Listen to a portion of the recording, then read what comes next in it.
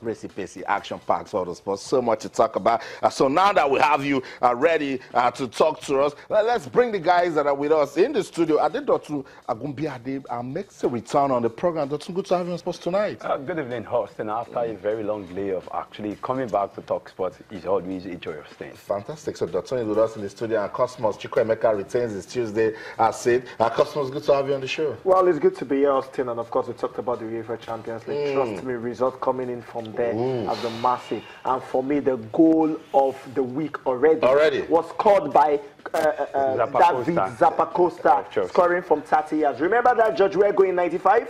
Yeah. Now, this goal, it got it from Courtois, ran across to the right wing of the attack, and of course beat about 3 players, and it just scored a wonder goal. Now, people are saying is whether it was a fluke, it was a cross, but that was a wonder goal. And of course, William too scored. PSG is actually beating Celtic 3-0. And what do you know? The 2 big signings. Neymar scoring in that one. Mbappe scoring. And of course, Cavani just scoring a penalty. It's awesome. It's happening in the UEFA Champions League. That's the biggest club competition in the world.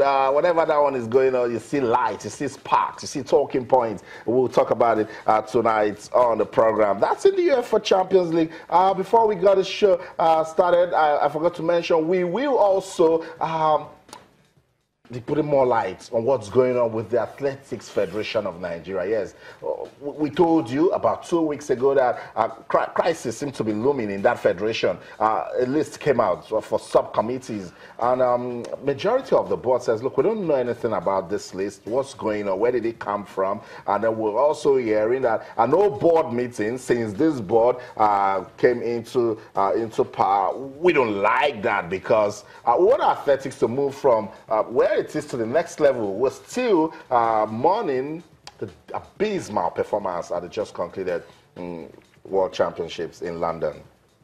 That's in athletics. Let's find out what the Nigeria Rugby Football Federation they're doing. While we're waiting for athletics to give us a plan, show us that they know what they're doing, the NRF, they say, look, we don't want to play anymore. They have announced their schedule for the international and local events for the remainder of the year 2017. Talking about the Black Stallions, the NRF announced that all players interested in playing for the Black Stallions, that's the senior men's national team for rugby in Nigeria, says if you are interested in playing, you should know that the Africa Cup Sevens, which will serve as Commonwealth Games and World Rugby Sevens Series qualifiers, will take place on the 6th to the 7th of October in Kampala, Uganda. Whilst the international, the 15th international engagement with Algeria, which Nigeria will host, will be announced shortly.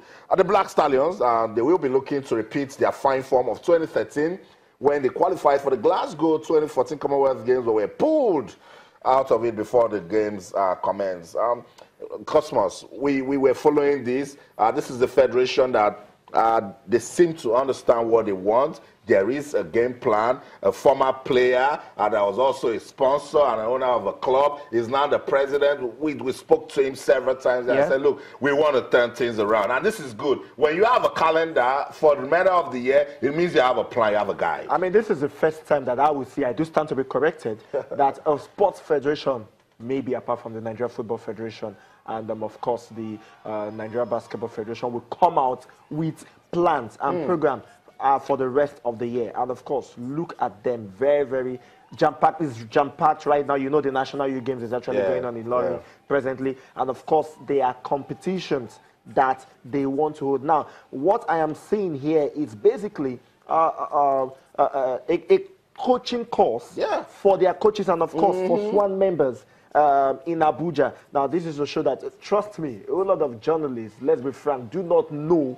a lot about rugby. Do not know the rules guiding rugby. And of course, this would actually help them as well. Right. And of course, several things as well. You've got the African Rugby 7 qualifiers, the World Rugby officiating. There's a training too for officials as well. Of course, the Independence Sevens tournament, a lot of them, and it ends, of course, with the General Assembly of the Nigerian Rugby Family on the 9th of December 2017. So it's jam-packed, and it shows that Mr. Kelechi Kumbagu is actually somebody that knows what he's doing. Of course, we talked about the fact that he played the sport. Of course, he's a sponsor as well. He has done a whole lot of things with rugby, and certainly he knows what is happening, and that is something that I like about this. That's what I keep saying, Dotun. When you fail to plan, you're planning to fail. So now they've sent this out for you and I. So what we will do now, we have ticked the National Youth Games going on in Ilorin. When September comes, we'll be expecting that coaching course. Of course, we'll be expecting that particular coaching course, and if you take a vivid look at it, this is just a good move in the right direction, which is really going to actually affect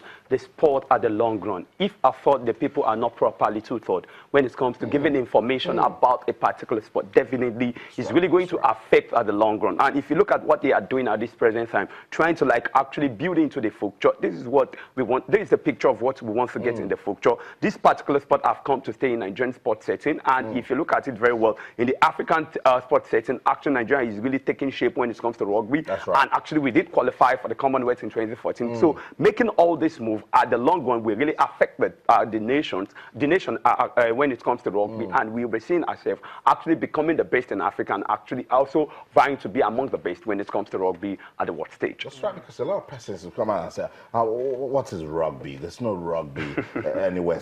Hey, don't go far. South Africa, they're doing so well with their rugby. Namibia, Kenya, even Uganda, they're doing well. And with that, they're taking the pressure of football, and that's why we must support the Nigeria Rugby Football Federation. They have a plan now.